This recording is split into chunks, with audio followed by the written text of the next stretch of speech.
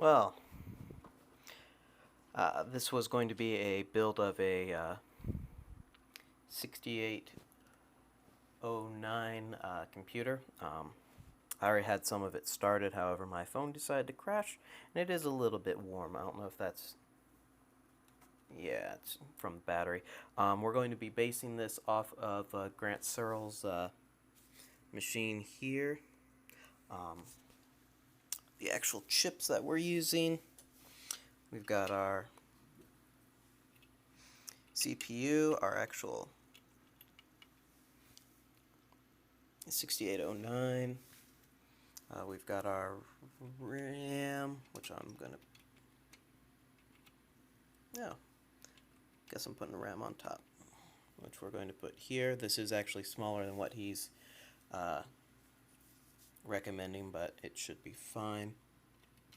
Maybe I have to change a little assembly or hex. Here we've got our MC6850, which is a serial I/O chip. Here we have an Atmel EEPROM, and then we have a 7400 as our glue logic. So this is the layout and the design that I'm going to have. I've already started soldering. Just pick these guys off. Now the thing about the processor itself is it starts, the address line starts at 8 and it wraps around. So I'm thinking what I'm going to do is, and what I've done over here is, what I'm going to do is I'm going to wire this up to like a bus like that, or maybe even something, or maybe actually break it off, and then just start connecting bus lines this way, or wherever this winds up going, so that this way I can either use some DuPont cable, make my own, or use what I have, and then wire it that way, as opposed to having a whole mess of wires. So let's go ahead and get started, or I guess let's go ahead and resume. I've already done some of this stuff back here. We've got our soldering iron set to 324 Celsius. We are using Chipquik 6040, no clean water washable flux, 0.5 millimeters. And I think that's all the major stuff. Oh, the tip I'm using is just a regular old cone tip, nothing exciting. So for those thinking, oh, I have to go get this really fine tip to do any sort of soldering work, you don't need to.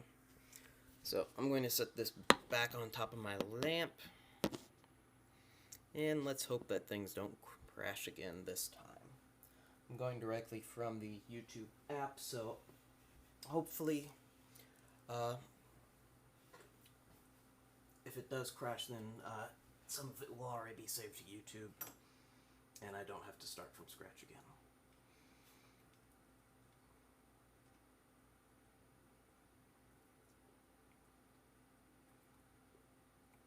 And one of the things I've been chit-chatting throughout all of this. By the way, the landline might ring. No one knows my phone number, so if it does ring, that means that it is a robocall or a scammer. So I'm just going to ignore it. If I wasn't so worried about, say, a copyright strike or something, I'd probably play some music in the background.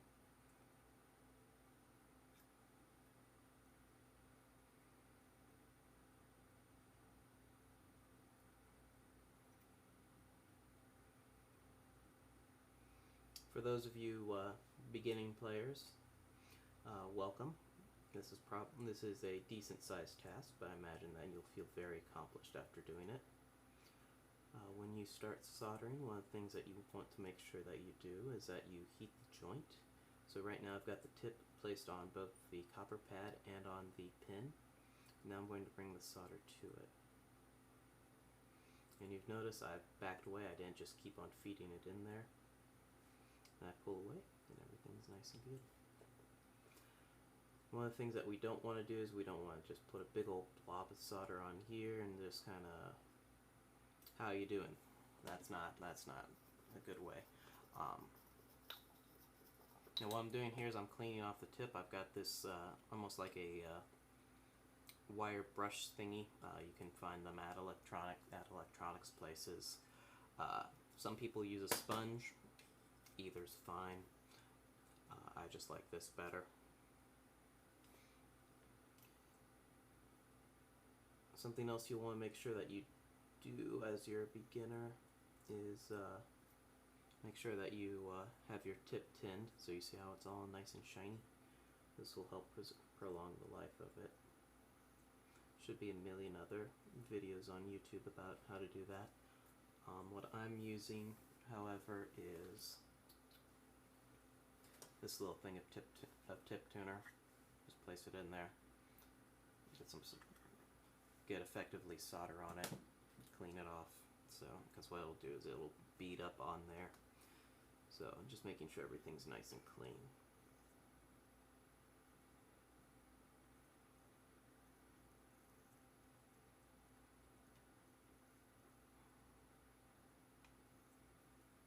Now just make sure that you're taking your time. Slow and steady is going to get you there. You don't need to rush. So when you rush, you're going to get a solder bridge like this.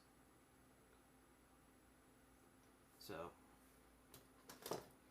what I've done is I've bridged these two pins together, and this, more than likely, this is not what you want. So there are a couple ways that we can take care of this. I can get some solder wick and place it on there and flow a little solder on top and get some nice capillary action going, or I can use my little solder pump. For small stuff like this, that's fine. So all I did was I just pumped it down and get a little, it'll suck the air right out. This shouldn't be too expensive, like maybe $5. I'd recommend having some both on hand. I normally use solder wick for SMD, for surface mount work, but if you're just a beginner, you probably won't be messing with surface mount work right away. And now I'm coming back here and I'm resoldering these because I sucked up all the solder with the solder sucker. You can also get solder guns. I know Heiko makes one, and it's nice. It has a heating tip on it, and then it has a little air pump so it sucks it out. That's nice.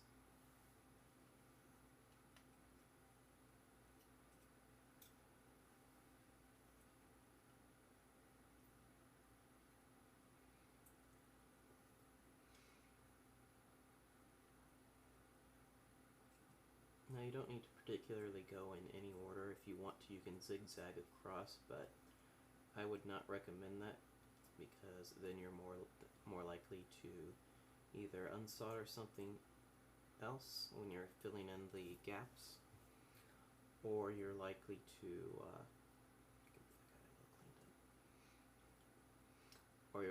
cause a solder bridge. So just coming around in a circle, that's fine. Or if you want to, 1, 2, 3, 4, do something like that.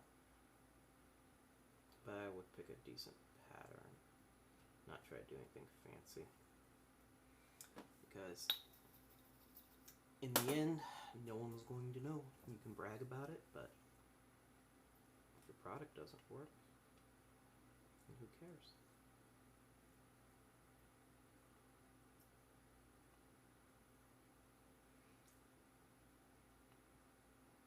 I don't know if this is showing up on the camera, but there are a lot of fumes coming off. Probably should not inhale these fumes, especially from this leaded solder as well as just from the flux itself. It's not particularly healthy for you, but you know, it's not like you have to wear a dust mask or a dust mask or anything like that. But you can get little fans that will suck it up, Or what I'll do is sometimes I'll hold my breath, or sometimes I'll make sure to exhale, for example by talking.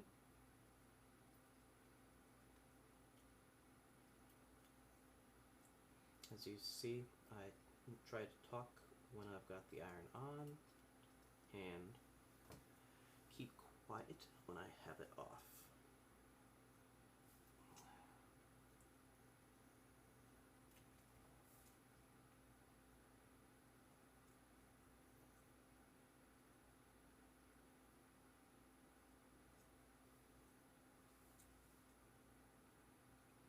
I don't really know who's going to be watching this. I don't know if it's going to be a beginner, someone who just let's see, someone actually solder this, or nope, and there went the phone. I don't have a good setup, so I'm just setting my phone on top of my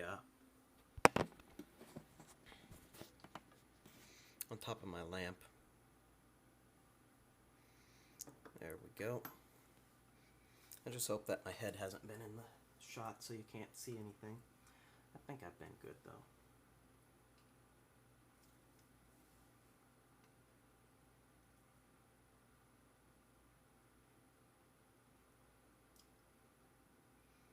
Should probably 3D print something so that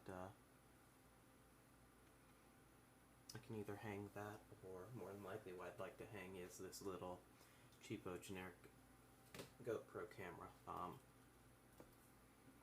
Eventually I'm going to do a write-up on how to hack that, because I want to use it as a dash cam as well. And it's more than capable of being a dash cam, just not out of the box.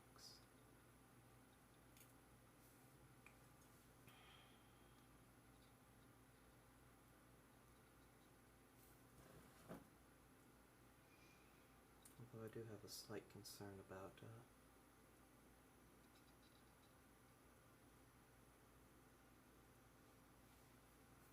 the lithium battery in there getting too hot. I guess if it's not on it, it's not going to be too bad.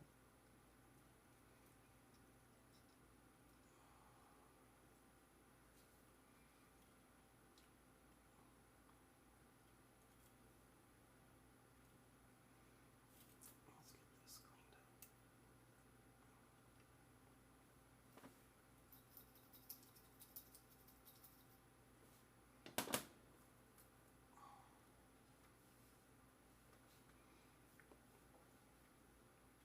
Anyway, this video is really more of a test dummy for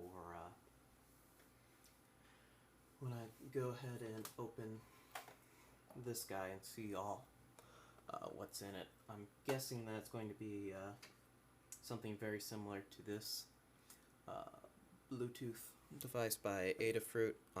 Probably going to be a Nordic or something like that as the controller, but I imagine that you're going to get in there. You're just going to see something probably about this size, an I2C OLED display, which actually that's why I got that, is because it's OLED. And I'm willing to bet it's either SPI or I2C. My money's on I2C just because I can go on eBay and I can get something similar to that size at a cheap price. But yeah. That, the display, the battery, and some sort of charging unit.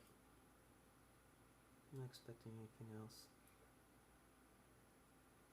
Maybe a speaker if the phone has an alarm, or if the watch has an alarm on it. Either way, that was about $10, so not too bad.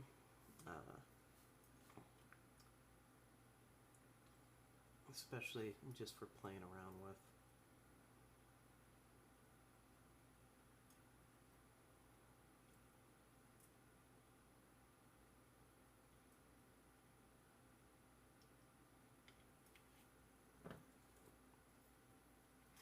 I think what I'm going to do to end this video is since I've got work tomorrow and I'm a little sleep deprived, is I'm probably going to finish up these chips or soldering in these sockets, bridge the data lines over, and call it a night, and probably resume tomorrow.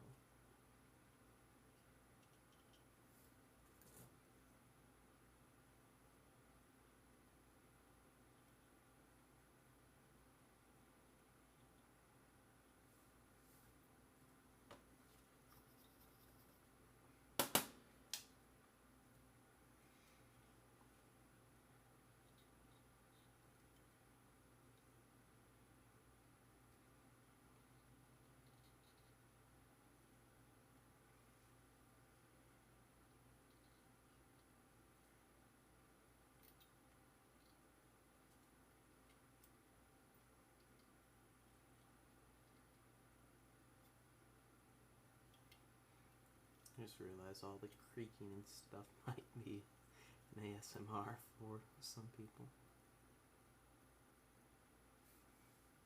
Okay.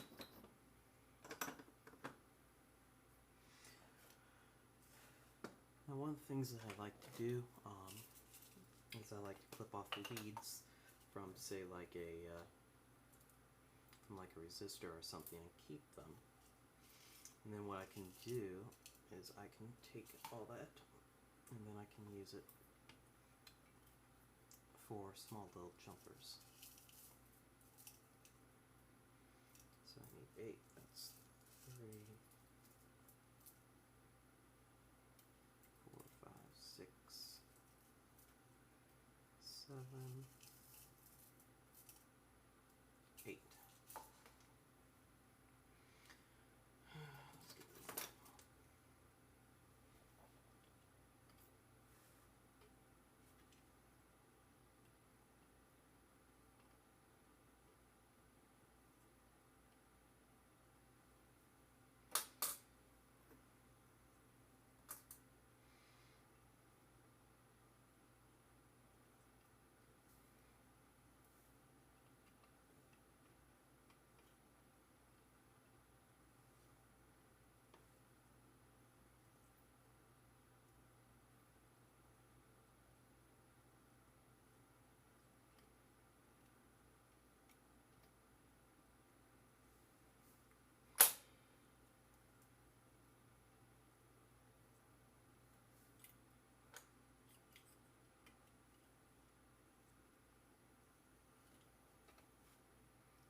I should probably clean this off, but I'm too lazy.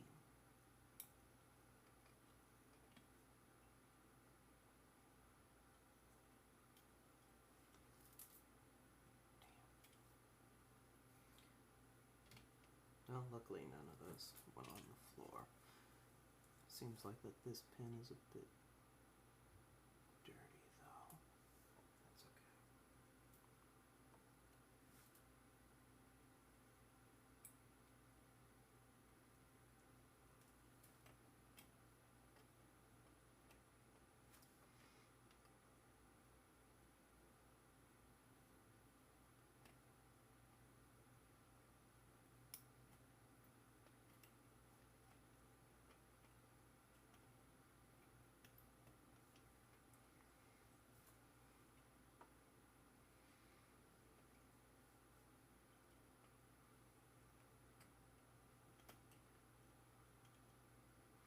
I suppose if you're just beginning and you don't have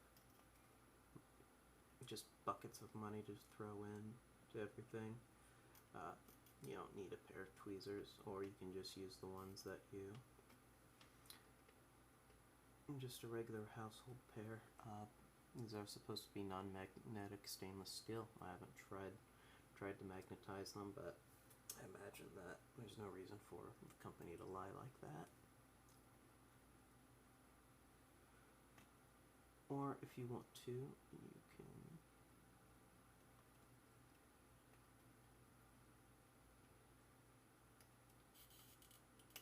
can just use your fingers. I've got more than enough scars, though. And by the way, if you are just starting soldering, you're going to burn yourself. It's going to hurt like hell. But that's the way that it goes. Everyone does it. You're probably going to say some nasty words and going to regret it. And then you're going to go about your day. And your finger's going to be very sore for a while.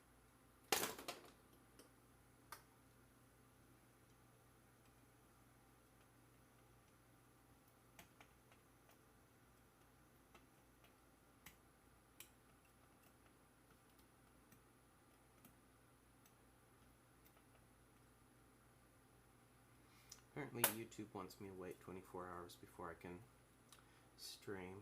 That's kind of weird. I guess it's to prevent people from streaming either movies or, more than likely, pornography. But let's be honest, YouTube's live stream content ID is very weak for live streams. Recorded stuff, it's pretty good.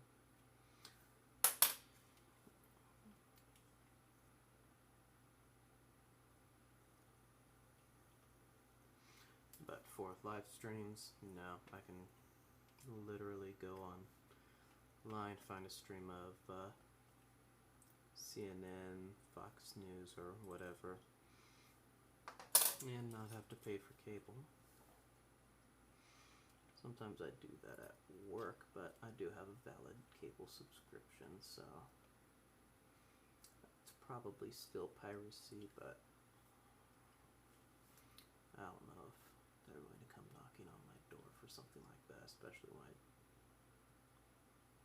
and I could stream from my phone. I have the ability to stream that from my phone, but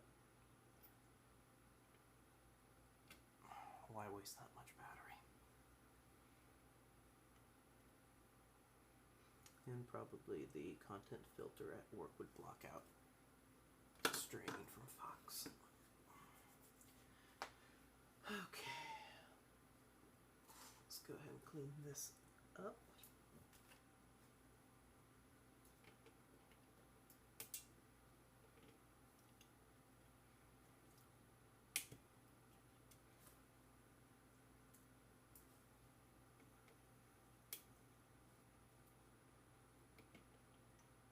Some of these remaining clippings are just going to be too small, so I'm not going to worry about them, but something like this size, that's going to get me at least another use, and I'll probably use it for the address line or something like that.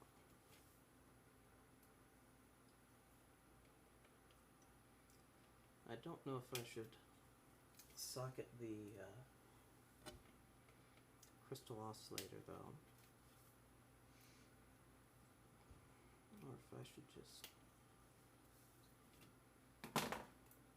solder that directly into the board, but anyway, here's what we've got so far. Here are data lines. If I remember, actually I can just look at the picture.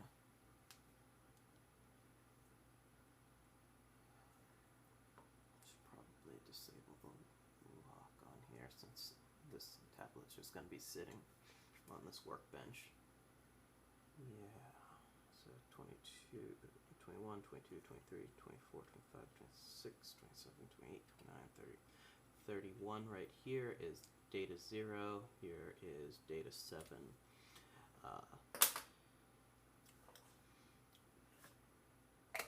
So that's 8. Important to note that a lot of stuff in computer science and probably in engineering as well is that we start counting at 0 and go on from there. However, turn around and this is pin 1. So data 0, pin 1. Don't ask me. Okay, well, that's going to be it for tonight. Hope you've gotten some enjoyment out of it. And we'll continue on. See ya.